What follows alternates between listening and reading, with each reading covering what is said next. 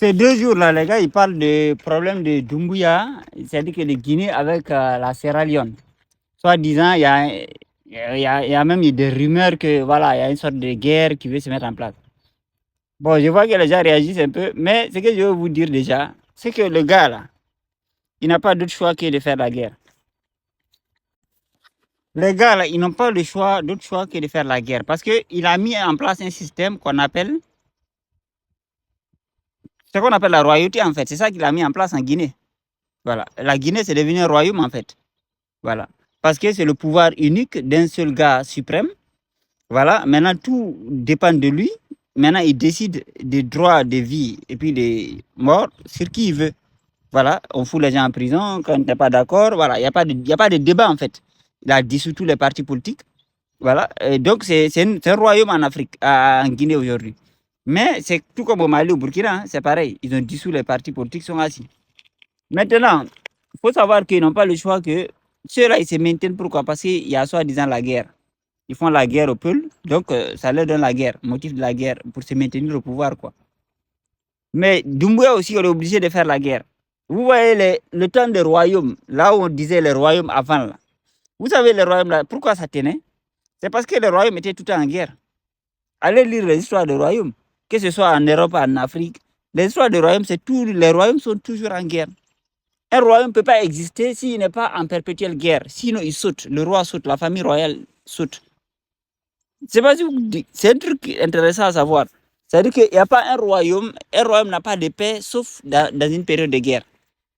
C'est tant que le roi est en campagne de guerre, il mène des campagnes de guerre, il est tranquille.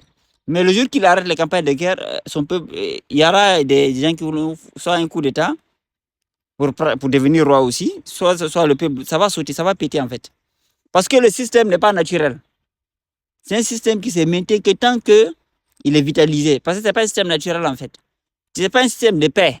Tu ne peux pas mettre des humains qui ont toute leur tête, tu t'assois dessus, tu bouffes toutes les recherches et puis tu dis, bon allez, voilà, moi je bouffe tout et puis voilà, vous restez là. Ça ne peut pas tenir. Donc, la guerre contre les Sierra Leone, là, ça peut être un bon argument parce qu'ils ont voulu faire la guerre contre le peuple en Guinée, mais pour l'instant, ça ne marche pas. Donc, il se peut qu'ils lancent une guerre contre le Libéria, contre la Sierra Leone au moins, pour pouvoir légitimer qu'il reste au pouvoir. Parce qu'il ne peut pas. C'est-à-dire que malgré tout, même si on lui donne toutes les armes du monde, là, il ne peut pas. C'est mathématiquement pas possible. Tu ne peux pas te maintenir au pouvoir par la force contraignante sans aucune. C'est-à-dire que sans aucune négociation, sans aucun pourparler, sans aucune diplomatie. Tenir des millions de gens sans diplomatie, rien du tout, par la force. Voilà. Parce qu'au début, tu vas payer de l'argent, tu vas payer les gens, tu vas payer des blogueurs, ils vont parler, voilà, ils vont embrouiller l'esprit des gens. Mais dès que la température redescend, les gens commencent à ouvrir les yeux. Mais tu ne peux pas continuer à payer les gens indéfiniment pour parler à ta place, pour faire voilà, l'embrouillage médiatique. Donc, les gens qui parlent là, en Guinée, là, c'est soit il va entrer dans une campagne de guerre, il va inventer des arguments fallacieux, hein, parce que la Sierra Leone ne nous a rien fait en réalité.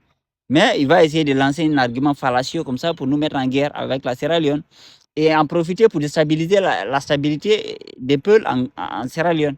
Parce que voilà, en Sierra Leone, ils n'ont pas de problème avec nous. Vous voyez, non? Vous créez la zizanie là-bas. Mais, ou bien, ils vont lancer, parce que le programme, c'était une sorte de guerre civile à la base. Mais bon, pour l'instant, ça c'est avorté. Cette histoire de Dialongué qu'ils ont inventé là, qu'ils allaient venir nous terminer pour prendre les terres et machin. Pour l'instant, voilà, cette histoire-là, ça commence à tomber à l'eau, ça ne marche pas. Donc, ce soir, ils vont faire la guerre contre la Sierra Leone. Et puis aussi, les histoires des rebelles, des terreaux qui voulaient faire entrer en Guinée, ça aussi, ça ne marche pas. Parce qu'en fait, on a vu ça en avance, donc on a déjà neutralisé la situation. Donc, lui, c'est soit, en tout cas, c'est lui qui sait. Soit il se lance dans une guerre, qui se crée sa guerre, il se lance dans une guerre qui légitime le fait qu'il soit roi de la Guinée, soit il saute. Tout comme Assimi Goïta, tout comme Ibrahim Traoré. Bon, les deux là, eux, ils savent, eux, ils sont déjà dedans, ils sont engagés dedans. C'est pour ça que chaque 3 mois, dès que ça commence à se calmer, ils vont aller terminer un village Peul. Hop, ça relance les hostilités. Donc, ils restent là. Ça fait plus de 5 ans, ils étaient venus pour, voilà, pour soi-disant des transitions. Transition, plus de 5 ans, ils sont toujours là. Voilà. Mais là, lui aussi, c'est pareil. C'est-à-dire que ce soir, il entre dans un schéma de guerre. soit voilà, son pouvoir saute. C'est comme ça. Et c'est pour cela qu'avant, il y avait les modèles de royal, les modèles que vous voyez là, la royauté, que ce soit en Asie, en Afrique, partout où vous entendez, il y a eu les rois là. Regardez l'histoire des rois. L'histoire des rois, c'est l'histoire de guerre. Parce que le modèle de la royauté, par définition, c'est un modèle de guerre, en fait. Même en Angleterre, là, vous voyez la famille royale. Là. Pourquoi ils étaient là? Parce que l'Empire anglais faisait la guerre tout le temps. Même autant de la France, autant où la France avait un royaume, là. Disait, c'était que la guerre. Parce que le modèle de la royauté, ce n'est pas un modèle de diplomatie. Même quand on dit l'Empire musulman avec les rois, pareil, c'était que la guerre. L'Empire chrétien avec les rois, c'était que la guerre. Parce que c'est un modèle par définition de guerre. Parce que ce n'est pas un modèle naturel, ce n'est pas un modèle de diplomatie. Donc tu es obligé de mettre le feu, en fait, pour que les gens se soumettent à toi. Le jour que tu arrêtes de faire la guerre, on te fait sauter. C'est comme ça. Le modèle est comme ça. Voilà. Ce n'est pas un modèle qui appelle à la diplomatie. Donc, il ne peut pas, voilà, il peut pas rester tranquille, en fait. Il faut de la guerre, il faut qu'il soit alimenté. Donc, en Guinée, là, c'est soit il lance une guerre interne, soit il lance une guerre externe. Mais sinon, il saute. Il n'a que ces trois options-là. Soit il saute, soit il se lance dans une guerre. Il crée une sorte de zizanie entre les ethnies ou bien entre les communautés en Guinée pour faire une sorte de guerre interne. Soit il se lance dans une guerre externe. C'est tout. Mais ça, c'est valable pour tout le monde, en fait. Voilà. Tous les pouvoirs qui n'ont pas de légitimité sont obligés d'entrer dans des guerres pour pouvoir se maintenir. C'est comme ça. Voilà. Même les pouvoirs illégitimes, c'est comme ça. Même, on voit même en France ici. Hein. Même en France ici. Voilà, même aux États-Unis. Hein. Tous les pouvoirs illégitimes, en fait, voilà, ils ont besoin de guerre. Voilà. Parce que tant qu'il y a la guerre, voilà, on ne peut pas parler de changement de pouvoir, en fait.